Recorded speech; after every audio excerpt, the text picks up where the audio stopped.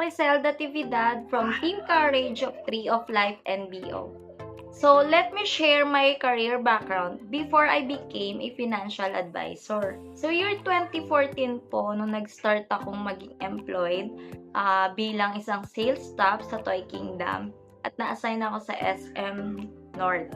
So, that time, seasonal na po dahil marapit na ang Christmas, ang work ko ay nag-start from 2 p.m. to 10 p.m. At sa sobrang pagod mo, pag uwi mo ng bahay, talagang hindi mo na rin magagawang mag-dinner pa kasi sa sobrang pagod mo, gusto mo matulog na at magpahinga. Fast forward, 2015, nung magkaroon na po ako ng first child ko. So, nantay lang namin siyang mag-isang taon and then 2016, nag-start na po ulit ako mag-work. So, nag-apply po ako bilang cashier sa SM Supermarket at na-assign naman ako sa SM Manila.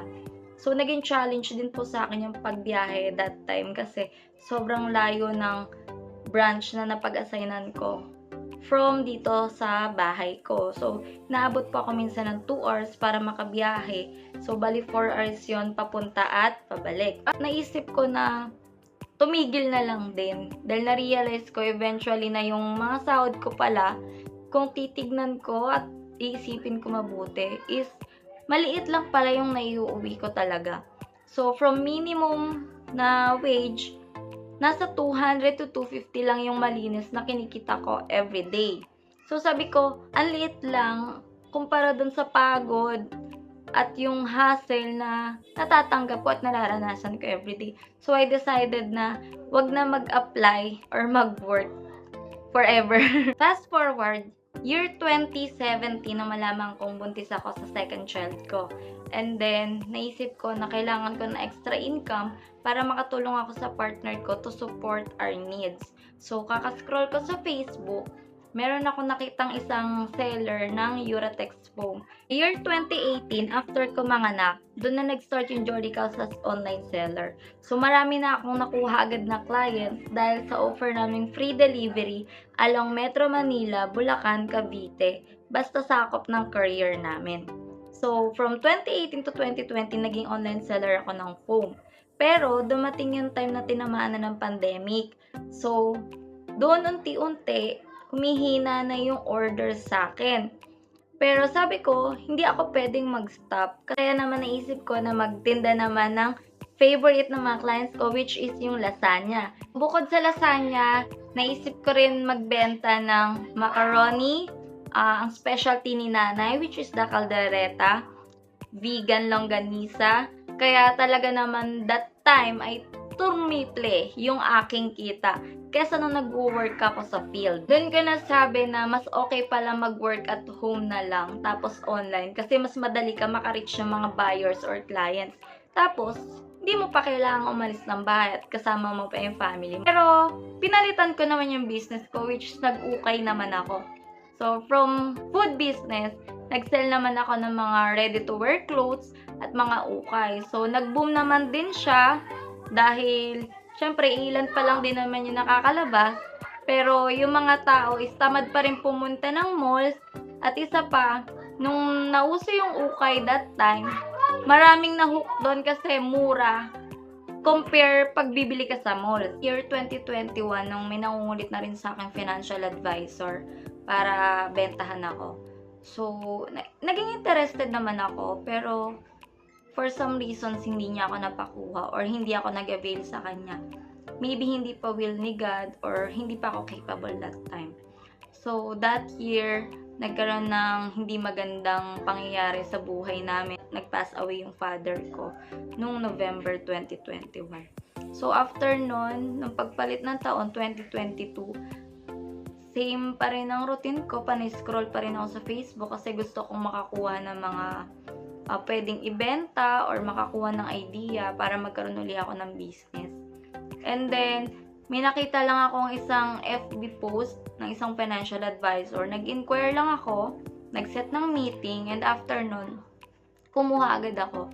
Sabi ko kasi sa kanya, birthday gift ko na yun sa sarili ko. Kasi nakita ko yung eagerness din niya na makapag-secure ng tao.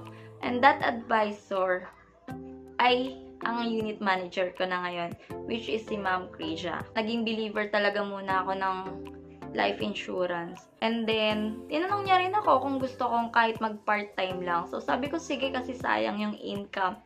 Kaya, nag-attend ako ng trainings, kinompleto ko yung mga requirements, at nag-exam ako. And, thank God, pumasa naman ako. So, nakood ako noong October 10, 2022. From October, nag-start na ako maka-insured ng lives. Nakakuha na ako ng mga kliyente na magpapa-insure at naging interesado sa pagkuha ng life insurance. So, from October, November, December, naging consistent AAT awardee ako. Doon ko naranasan na magkaroon ng ganong accomplishments na masasabi ko sa sarili ko na ang sarap pala sa feeling na may ganon kang recognition. Marami akong naranasan at natutunan dito sa work na to. Kasi hindi lang siya basta trabaho eh. It's not just a job. Mission din siya and advocacy na talagang makatulong ka sa ibang tao. In terms of handling financials, yung security, yung pagpaplano sa future. Kasi nga, di natin hawak yung bukas, hindi natin alam kung anong pwedeng mangyari. So, ang ganda ng trabahong to, which is, sabi ko talaga sa sarili ko ay dadalhin ko hanggang sa pagtanda ko.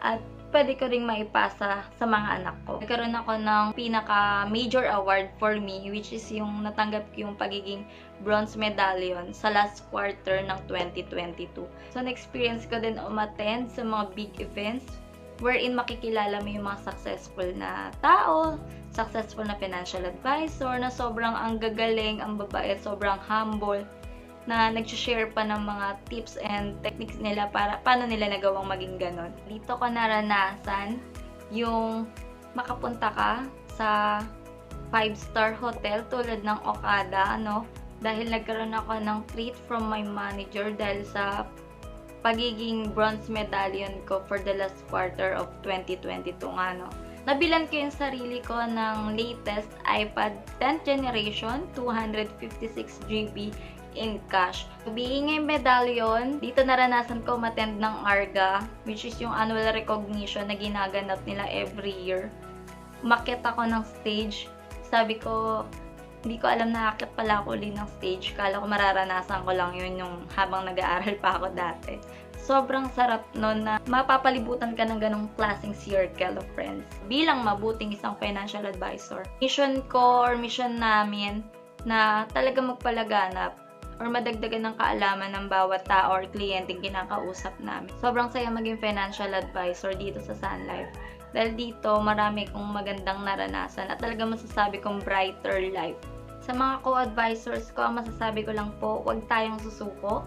Hanggat merong tao or kliyente na patuloy tayong iniiwasan, nire-reject, at tinatakbuhan, pilitin po natin na ma-reach out pa rin sila dahil ang mission natin ay makatulong sa kanila at mabago ang pananaw nila tungkol sa life insurance at kung anong benepisyo na magandang ibibigay nito hindi lang para sa kanila, kundi para na rin sa pamilya nila.